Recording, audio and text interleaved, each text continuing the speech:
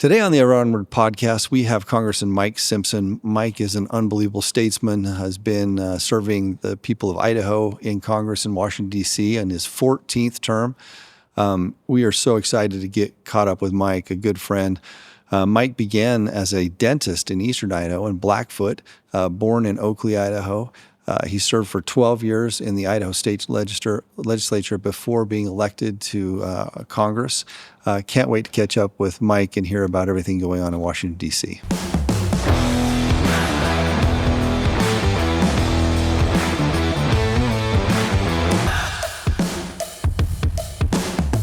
Thanks for being on, Mike. Oh, yeah, thanks. I didn't know you did a podcast. Well, we've been doing it too long. It's been like 5 years. Seriously? Can't believe I haven't had you on in 5 years. Why didn't I know that? Well, you're a hard guy to schedule. With Nikki? No, I'm just kidding. No, we've done it a while. We've when I ran for governor, I got done and thought, man, it would be cool to tell all these. There's great stories in Idaho of kind of average just people that do extraordinary things.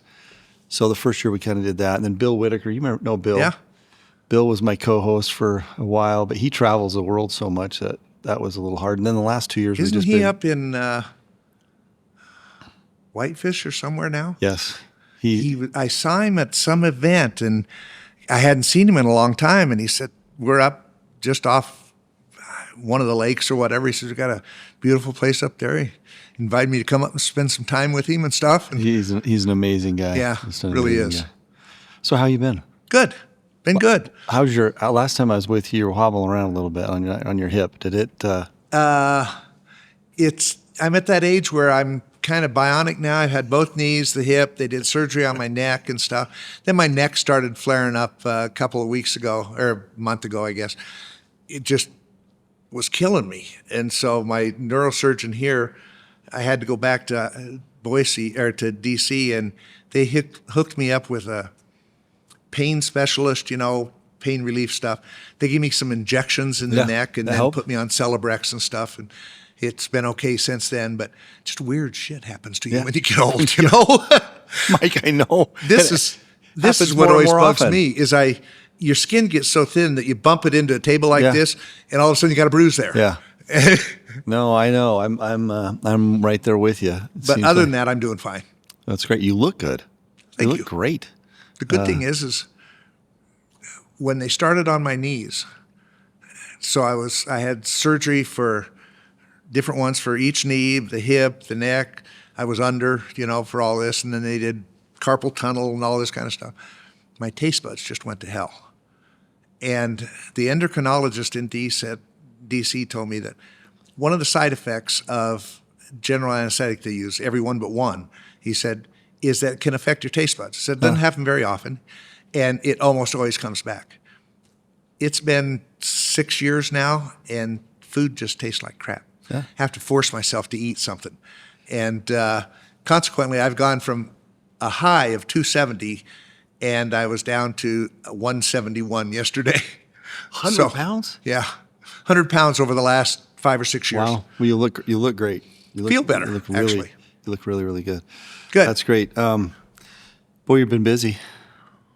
Just got just a little bit going on. A little crazy. Things are going crazy in Washington. But that's okay. It's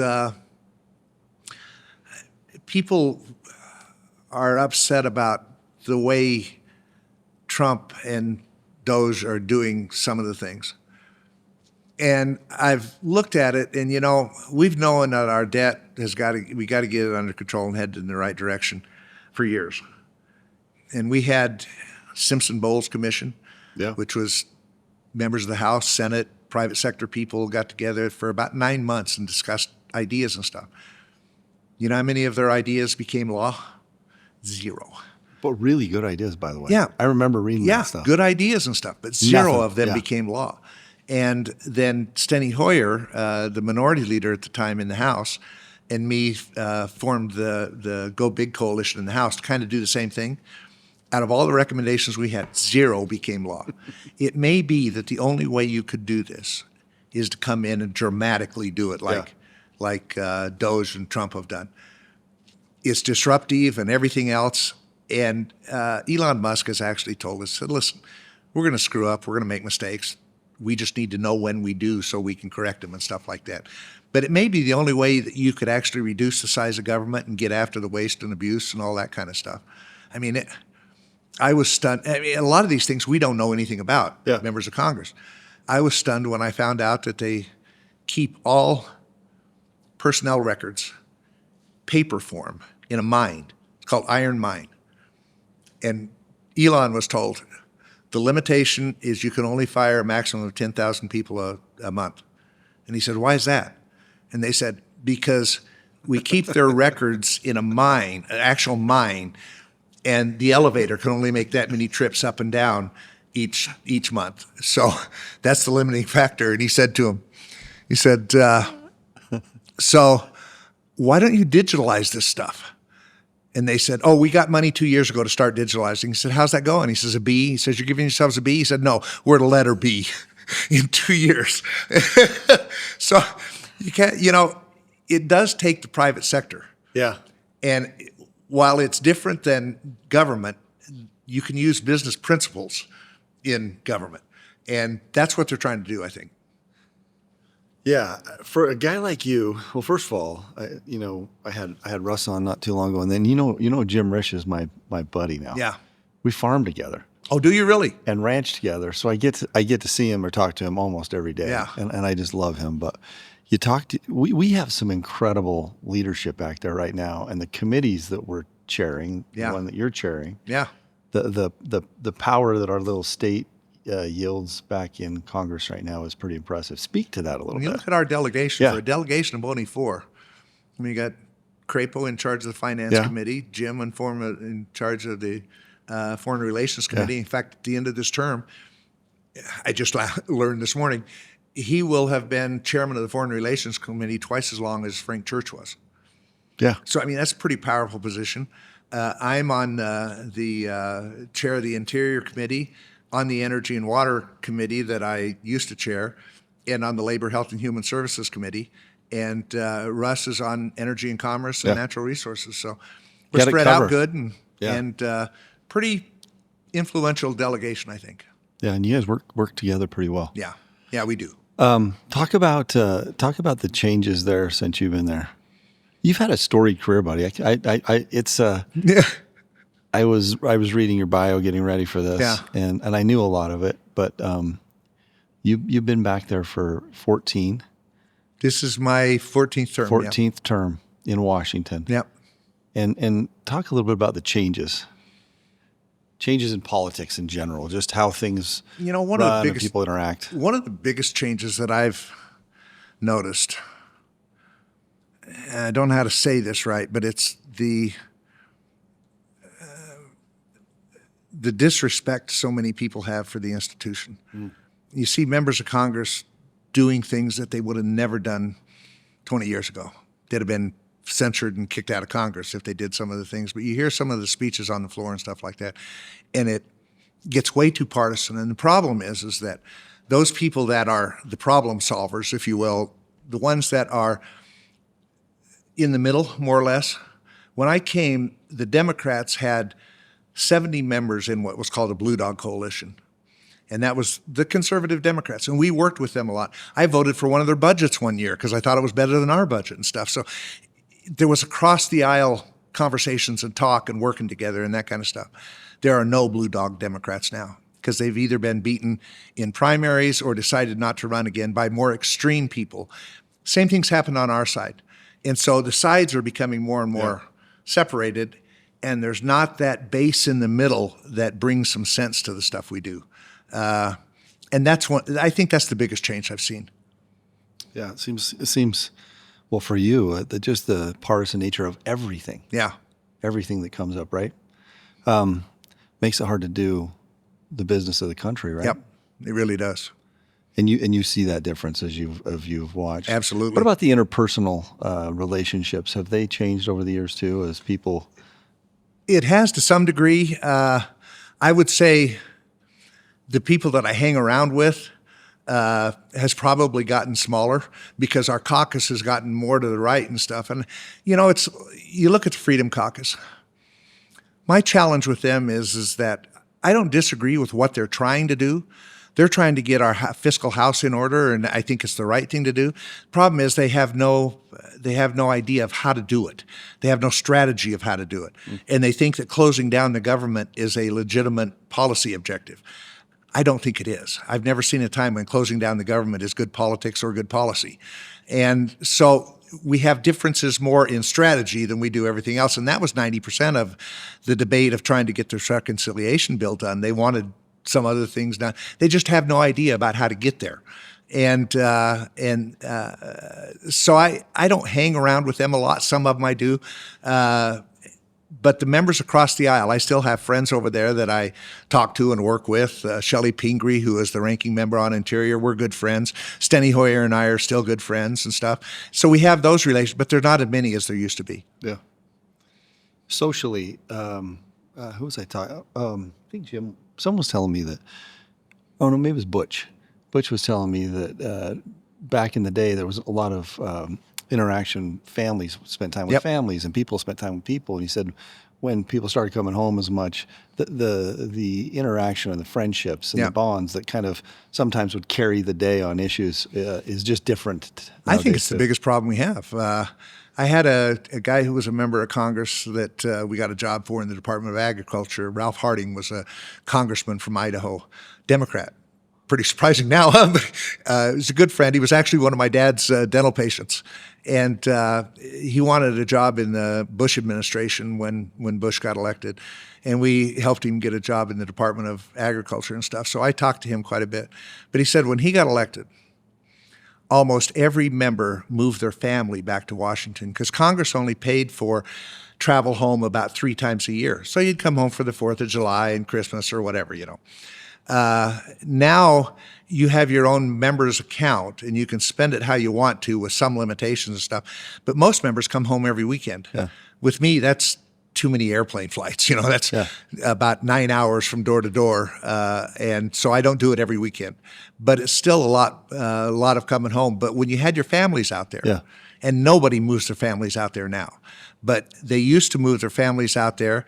That means you went to baseball, your other kids' baseball games and barbecues and things, and you interacted members from both parties and stuff. And so you got to know each other. And you and I can disagree vehemently on an issue, but it's hard for me if I know you and your wife and your kids to start calling you names on the floor or something like that, you know? So there was a lot more respect in that happened. I think Butch is absolutely right that's gone away because members fly home every weekend. And I wish it wasn't that way because we do need to, and there've been attempts to try to, you know, have dinners with members of the other party and that kind of stuff. And those have always kind of fallen through, never really got to know each other. Like, because you go to one of these dinners and then you're talking politics and you try to get to know people personally. When I first got to Congress, I said, I want to get to know every other member. And so I had my staff start setting up 15-minute meetings with members that I just go over and say, hi, I'm Mike Simpson. I'm from Idaho. I used to be a dentist, served in the legislature. Didn't want to talk about issues or anything like that. I just wanted to get to know them. I wanted to get to know what their background was and stuff. And that was probably the best thing I ever did because I got to know other people that I could talk to on the floor. And if there was an issue, I knew who I could go talk to on the other side of the aisle and stuff and work with. But none of that happens anymore. Yeah. You know, when I think of you, I think of the word statesman. That's nice. But think about that. Think about what it means to be a statesman and over time. Yep. And that's what you've been, Mike. Well, I appreciate that.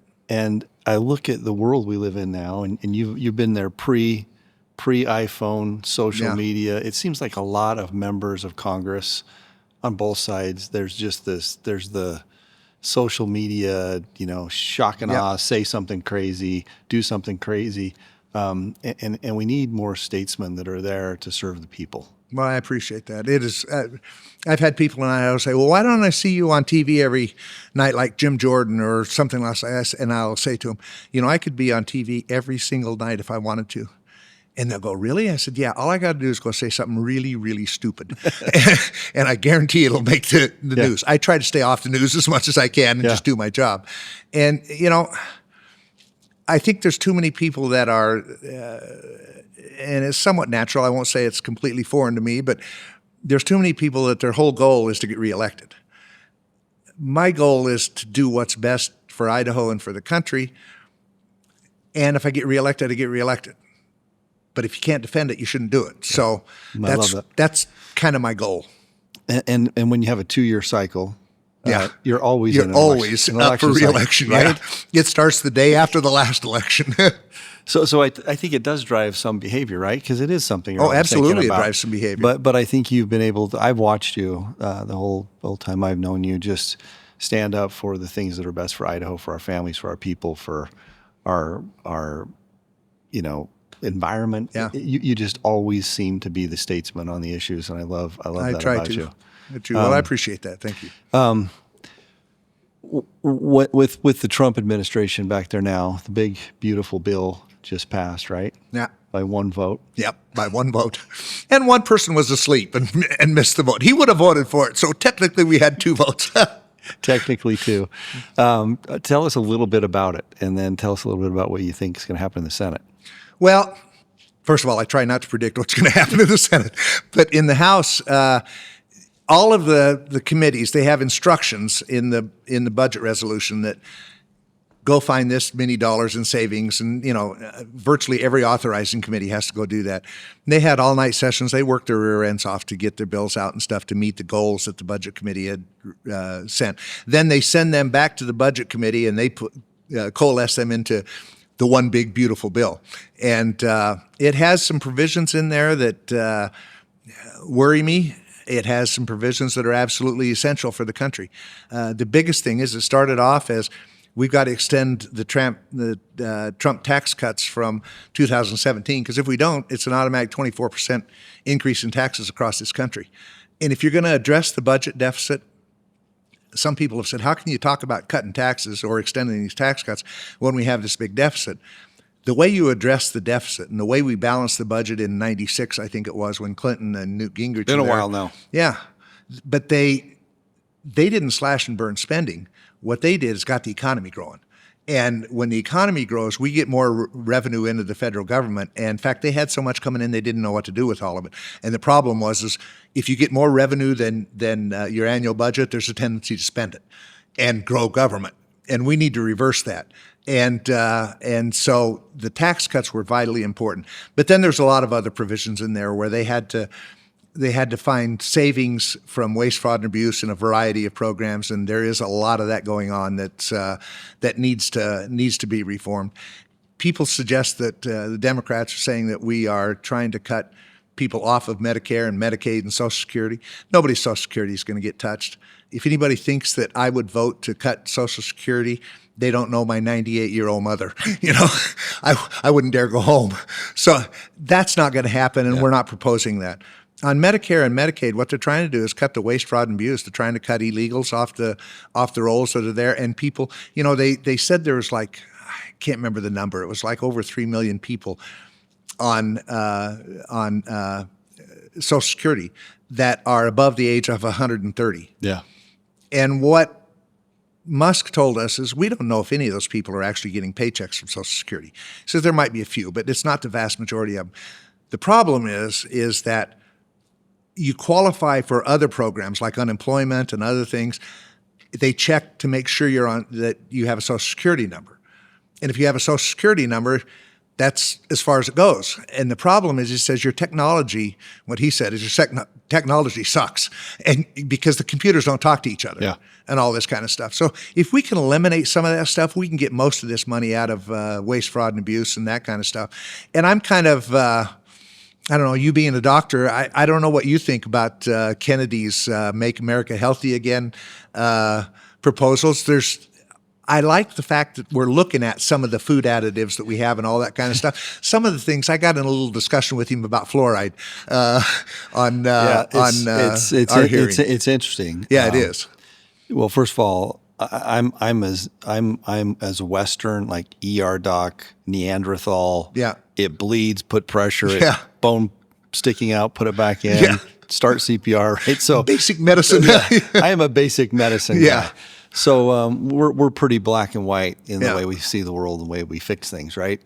I've listened to a lot in the last couple of years. I've really tried to pay more attention to a lot of the wellness and whole body stuff. And I do listen. I think when Obamacare passed, I remember when it passed. Yep. And you remember when Biden whispers in the ear of Obama, "This is a Yep. big effing deal. big effing deal," right? Yeah. And I remember half of my partners kind of freaking out, just this is going to be the greatest thing ever. And I remember sitting in our office having a little group chat with about 5 of us saying, this is going to screw things up because it didn't go far enough. Either we needed to have, Yeah. a privatized system and a federal system of insurance, or we needed to keep government out of the middle of Yeah. it. And you look at what's happened since Obamacare, the layers of bureaucracy. I'm going to Yep. get to the point here.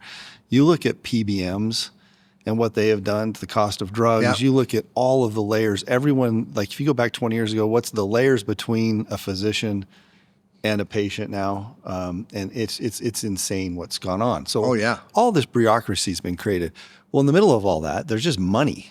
I mean, the hospital Yep. association, the pharmaceutical companies, everyone's got all this money. So do I think that money influences healthcare? Absolutely. 100%. Yep. And I think a lot of things that he talks about are accurate. I think that, you look at the way the drug companies do their deal. Yeah. I mean, I was a victim of that. Yeah.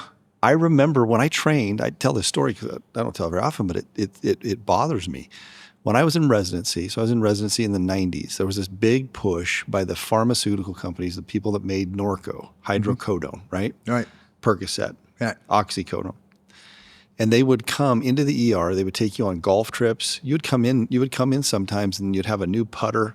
You'd have I was down in Tucson, Yeah. Arizona in training, and I'd have like a whole stack of Pro V1s.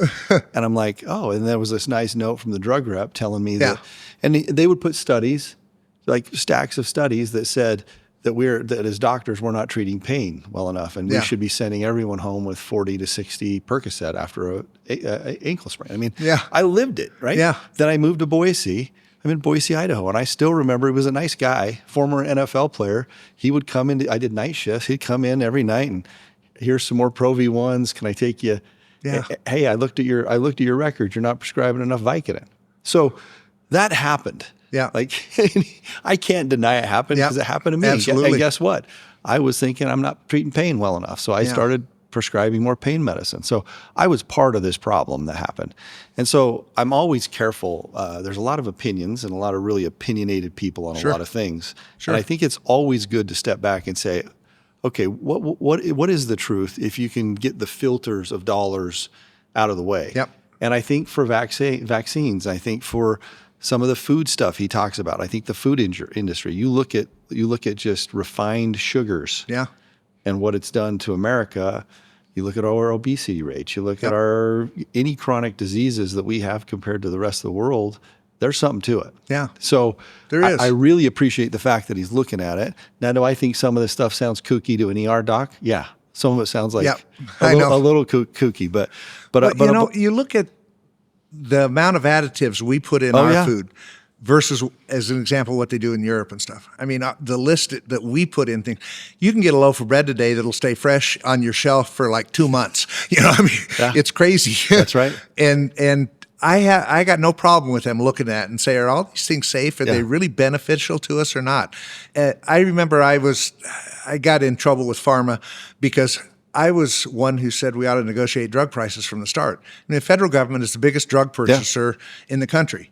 And when you can go to foreign countries and they actually will sell these drugs to Germany under cost, under what it costs to produce it, because they can get the benefit back from the United States because they overcharge. I love the fact that Trump came in and said, listen, we're going to pay the same thing that foreign countries do. We're not going to start paying you all this. And I know it made the pharma companies go nuts and stuff, but that's, I think, a very important move. And I thought if you lived in Minnesota and you go to Canada every other day and you have a prescription, you ought to be able to fill it in Canada as long as they have an FDA sort of approval process. Is it not one of the things that's got to get you is the irony of the political sides of things nowadays. I think of my grandparents. staunch, both sides. I grew up in Magna, Utah. Both grandpas worked for Kennecott Copper Mine. Their fathers worked for the copper mine. They were blue collar Democrats, socially very conservative, but they were Democrats. Oh yeah. And a lot of those people were FDR Democrats. FDR Democrats, very much FDR Yep. Democrats. But if you think about who fights for some of this stuff nowadays, the fact that you've got Kennedy doing what he's doing for the Republican Party, going after big business. Is that weird or what? and getting crap from the Democrats. Yeah. Every one of these issues, it's like people have lost their minds on what core values even meant to anyone. And I think if you stripped all that away at some point and said, hey, is it a good thing that we have our foods and our medicines and everything more studied, that we don't let big business take advantage for the dollar, that we protect people? Yeah. I think people would say yes. Yeah, I think so on too. both sides. I think there's a great deal of support for what Kennedy is, his vision, what he's trying to do, while there is, like, I have a problem with his fluoride stuff. Yeah. They took fluoride, they banned fluoride from pediatric drops, you know, and that's when it's really important. But the CDC, the day they banned it, I was reading their press release, and it happened to be the day Kennedy was testifying for our committee. And Kennedy agreed with the statement by the CDC, and it said, we need to eliminate fluoride because, you know, it can affect your biosystem because it kills bacteria, just like it kills bacteria to prevent tooth decay. That's not how fluoride works. Yeah. Fluoride works by strengthening your enamel, not by killing the bacteria and stuff. You know, at one time they tried, you know, why don't we put penicillin in toothpaste? Well, that killed the bacteria, but it let all the other things grow that were bad. So, you know, we've done more studies on things like that. But I agree with what he's trying to do overall. I was riding up in the elevator with Steny Hoyer, who is a good friend of mine, to the hearing with JFK, and I says, well, we get to go listen to your man JFK. And he looked at me and says, he's yours now. But it's some exciting things are happening. And it is disruptive, and people get nervous and all that kind of stuff. I'm a little nervous of what they're trying to do with wildfire fighting, trying to move it from the Forest Service over to the Department of Interior. I want to know, what's their justification? What are they trying to accomplish? Why are they doing that? But we don't have any of that yet from the budget request. So we need to. We're going to invest in that kind of stuff and see what's happening. Well, my good friend's waiting to be for his appointment, Mike Boren. Yep. Or his confirmation. Yeah. And he can't wait to get to work, but it takes a while. He's now saying it may be end of the summer. It takes a while. You don't realize till you have someone going through it. It takes a while. It takes. I actually think, this is just my personal opinion, I think the Senate confirms too many positions. If you are the press secretary for the undersecretary of this, you know, you got to get confirmed. That's an exaggeration. But I think they spend too much time doing confirmations and stuff. Top people, got no problem with that. But Boren has to get confirmed. And, of course, we got the new head of the chief of the Forest Service is from Idaho and stuff. So Tom Schultz, and he's doing a great job. So I have some connections there I can talk to about what's going on and stuff. But I look forward to Mike getting confirmed too, and I think he'll do a good job. Yeah, he's excited. I don't know why he's so excited. He has a pretty good life. Yeah, I was going to say, I asked him that. Why did you want to do this? I asked Elon Musk this when several of us were in a meeting with him. I said, why are you doing this? I said, you could be on a yacht in the Caribbean, drinking Mai Tais, just enjoying yourself. You know, he says, I thought about that. He said, but I came to the conclusion that this is the last chance we've got to save this country. And if we don't get headed in the right direction, this country's going down, and all of us are going down with it. So that's why I'm doing it, which is a pretty big sacrifice on his part. Yeah. Do you think we ever get to a budget to we're headed in the right direction? Do you think that happens? The reconciliation bill heads us in the right direction. It's not everything everybody wanted.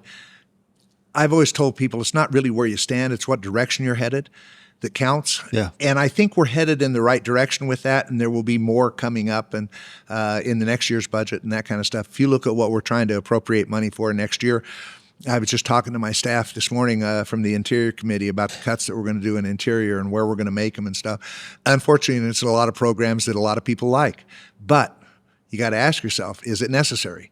Yeah. Not when you're sitting there with a $37 trillion debt. I mean, that's the biggest existential threat to our country is our debt. It's not China, it's not Iran, it's not Russia, it's our debt. And if we don't get that under control and headed in the right direction, and we will, but it'll take some work and it will take some pain that people will cry about. And I understand that fully, I really do. Well, as a taxpayer and just a citizen, it's nice that it's being talked about too. Yeah. I remember, Democrats had control of our government from the executive branch for 16 out of 20 years, right? Yeah.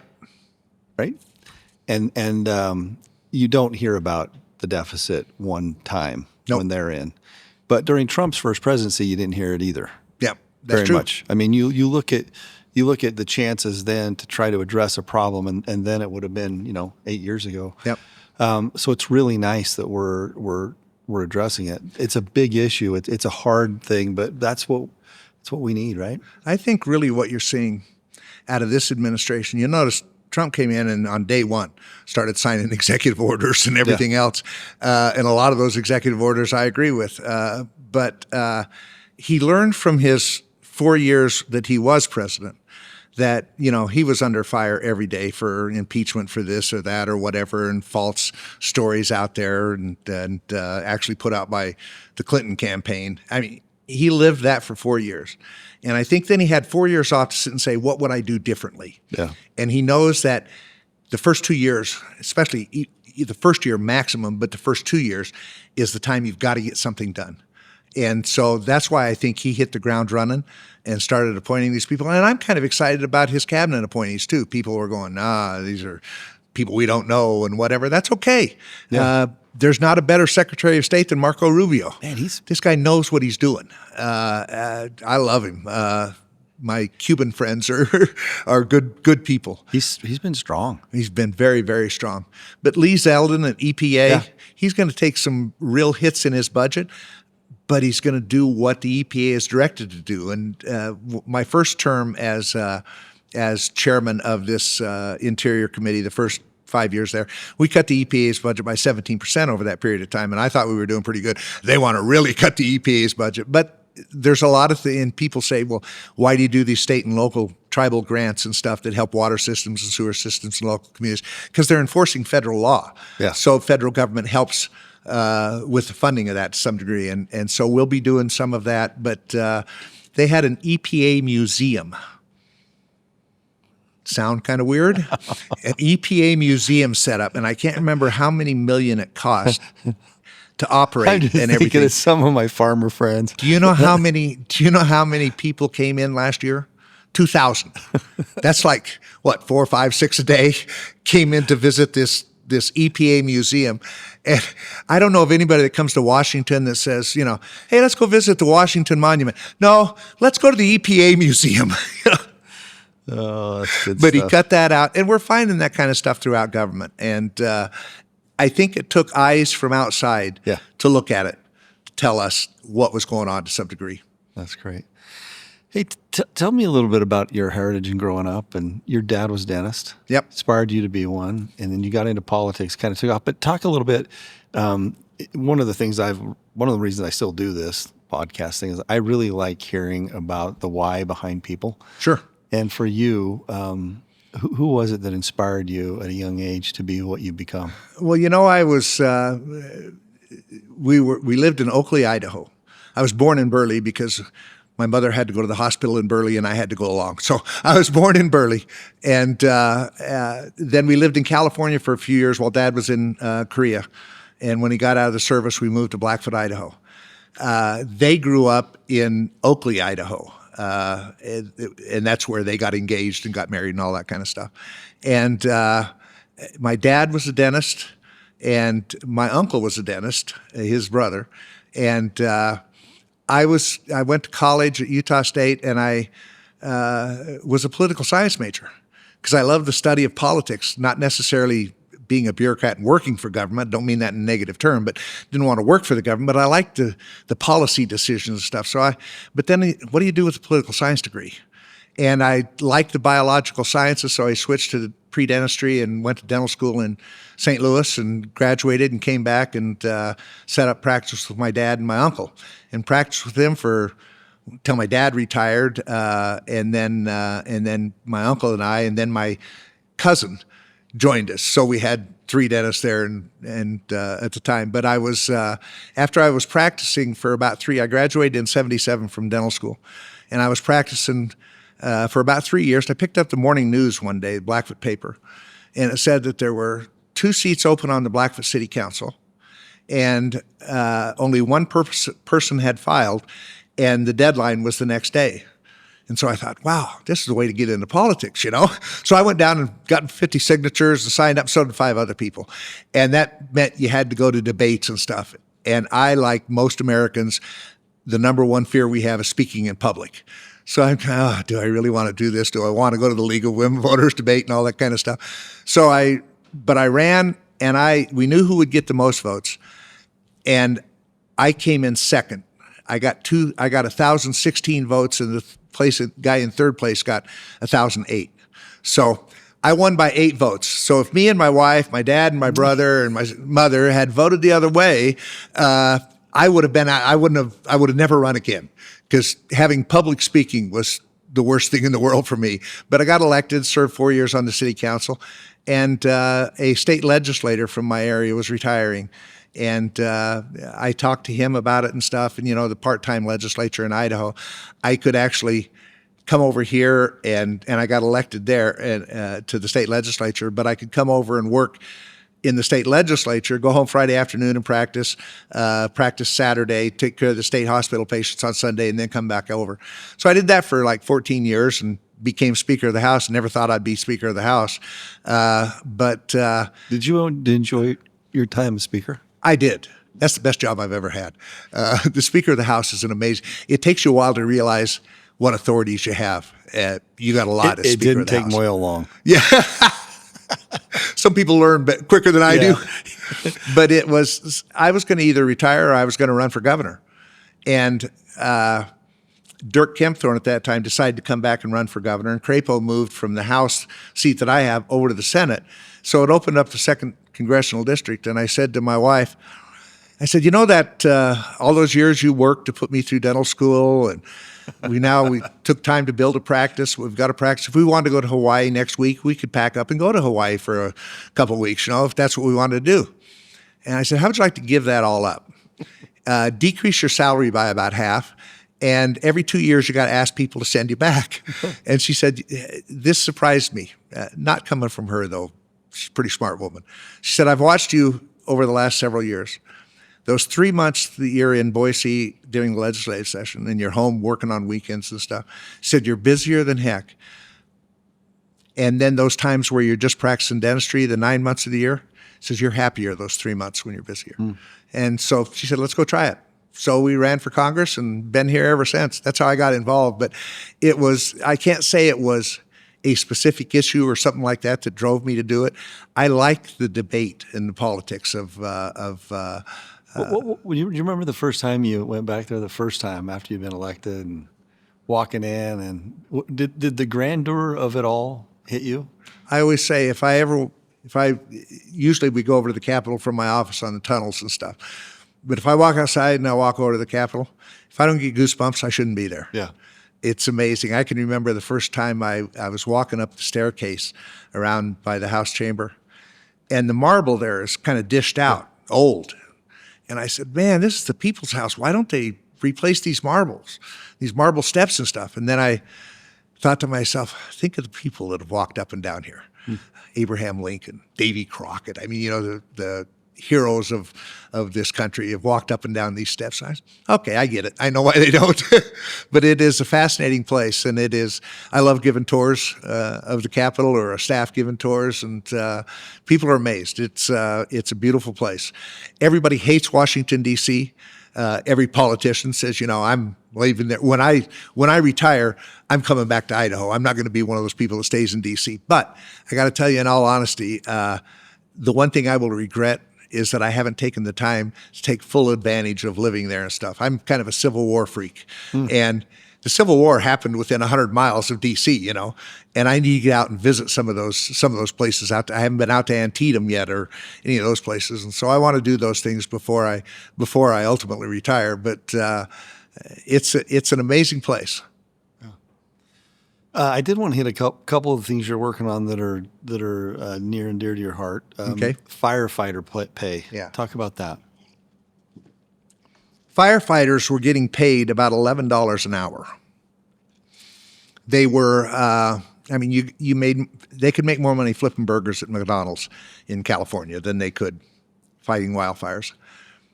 And so 3 years ago now, when the Democrats were in charge, they increased wildfire fighting pay, and we all agreed with it. The problem is it wasn't authorized. They just did it in the appropriation bill for a year.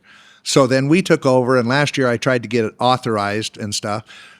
We kept the pay level that had been set, and our resources committee said, no, that's a authorizing issue, and we want to do it through the authorizing committee. So I said, okay, we'll just do it this 1 year, and then you guys can do it. Well, they didn't do anything. So last year in the appropriation bill, we both authorized and made it permanent to increase the wildfire fighting pay. They need to, it's the only way you can retain and pay these people what's necessary, because they put their lives on the line out there. It is, if you've ever been out to one of these wildfires and see what they do, it's amazing. So they have a permanent pay increase. We're going to have to increase it again this year to keep it up, but we got to stay competitive. You know, one of the challenges that they're proposing here is in this bill is changing wildfire fighting pay or wildfire fighters from the Forest Service to the Department of Interior. Now, the Department of Interior has some wildfire fighting with BLM, but they want to change all of the Forest Service. The problem with that is, and so I've got to do a lot of talking with them about why they want to do that, 50% of the Forest Service employees have red cards, which means they are qualified to fight wildfires, and a lot of them do. Are you going to lose those people? So there's some questions we have. So there's a lot of things that the administration has proposed that may be the right thing, but we just don't have the justifications yet of where we're headed and why we're doing it and stuff. Those things. So I suspect these first budgets will reflect the priorities of the president, but not necessarily go in the full tilt of what they're proposing in some of these things like wildfires. Well, some of these things are incredibly complicated issues that you got to drill down on and find out what the unintended consequences of policy are, right? Yep. And sometimes with government, that's part of the deal, right? What were the unintended consequences, and always requires some changing and fixing, right? Yep. Another one I saw on your list, the missing and murdered indigenous women crisis. Have you ever heard of that? No. I was sitting watching Idaho Reports, public television, by the way, a public television program. I was watching Idaho Reports, and they had a woman on there from the Nez Perce tribe who was involved in the murdered and missing indigenous women program. We lose 6,000 men and women and children, indigenous women, Indians. We lose 6,000 a year that go murdered and missing. And I'm sitting there listening to that and saying, I've been on this Interior Committee that funds Indian country for years, and I've never heard that. And so I started asking questions about it, and we held a hearing last year. And what you find out is the biggest challenge is the jurisdictional issues. The FBI has jurisdiction on reservations and stuff. The reservation has jurisdiction. Sometimes the counties and state have jurisdiction just outside the boundaries and stuff. We had one woman testify that as a teenage girl, she was kidnapped, held for, I think it was 4 or 5 days, raped and repeatedly and stuff, and then dumped just outside the reservation. So the question is, who has jurisdiction? She couldn't identify the cabin that she was held in. So do the tribes have jurisdiction because she's indigenous? Do the county? Does the FBI? And today, that guy never got punished. She knows who it is.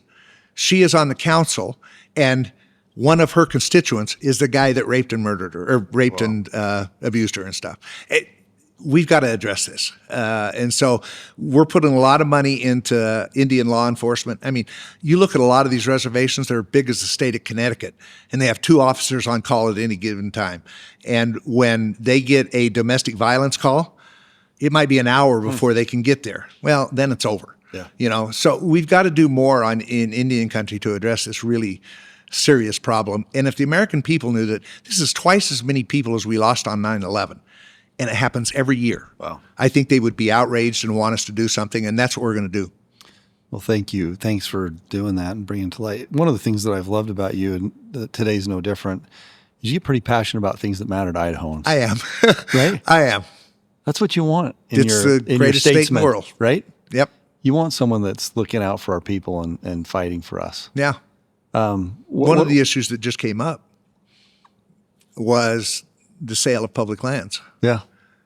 In this reconciliation bill, congressman from Nevada sought to transfer nearly 500,000 acres in Nevada to the state, counties, private industry that would then sell it off and stuff like that. And there was 11,000 acres in Utah. Because of the leadership of Ryan Sinke, he used to be the chairman of Interior from Montana, and I worked with him. We got that pulled out of there. And there are people who think we should turn over all the lands to the state to let them sell off and stuff like that. But what I've told people is people live in Idaho because we love our public lands. Yeah. If you want to go to your favorite fishing hole or hunting grounds, I don't want access blocked. Our goal is to make sure that we have access and that the federal government, the Forest Service, and the BLM are good neighbors and are doing what they should be doing. I don't think people of Idaho want to sell off our public lands. We've got greater response to that than almost anything that we've done. Well said.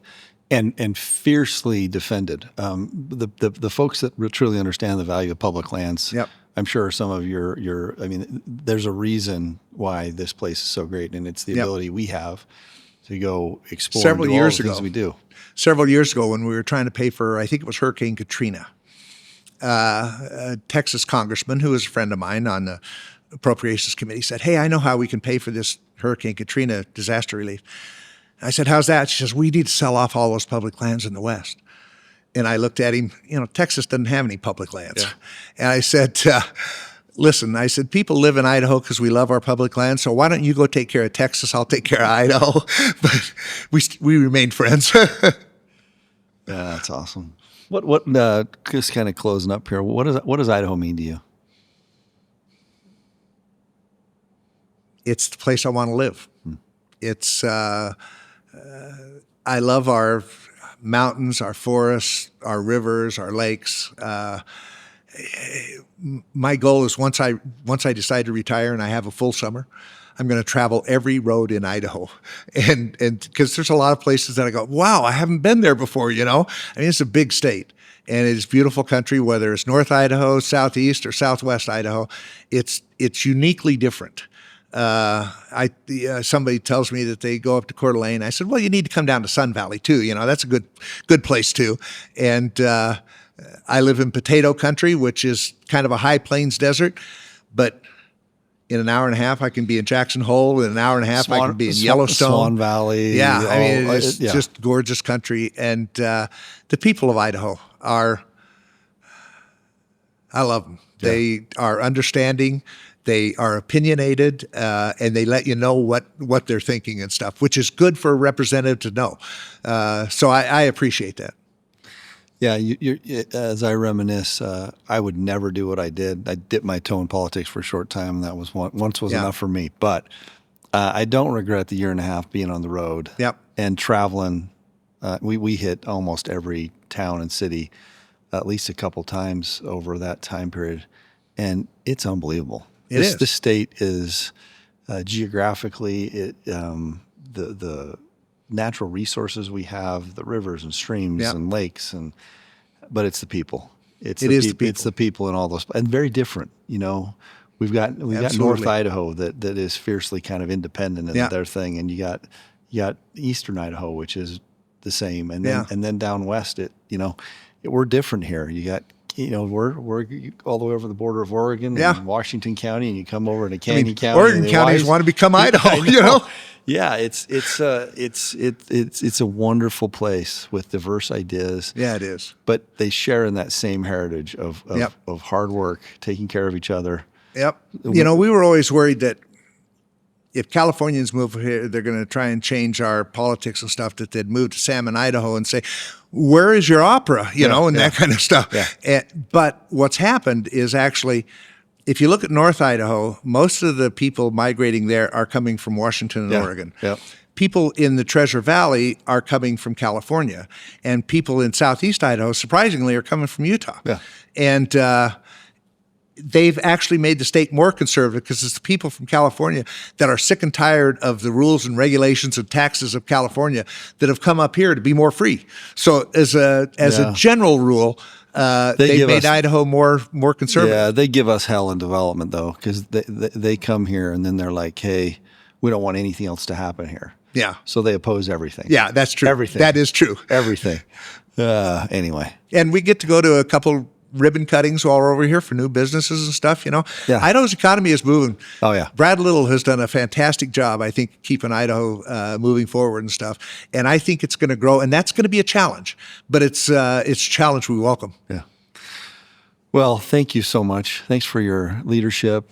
Thanks for your constant example and your friendship. It means the world to me. And we love having you take care of us and look out for us back there. And, well, as I told you after your failed gubernatorial election, which, you know, I think you would have been a great governor and stuff, but I told you to stay involved because we needed your voice in this, and so you have. And this podcast and other things, and I appreciate that. You were very kind to me when I ran. It meant a lot to me. All right. Love you. Thanks. Thank you. Thank you. Thanks, everybody.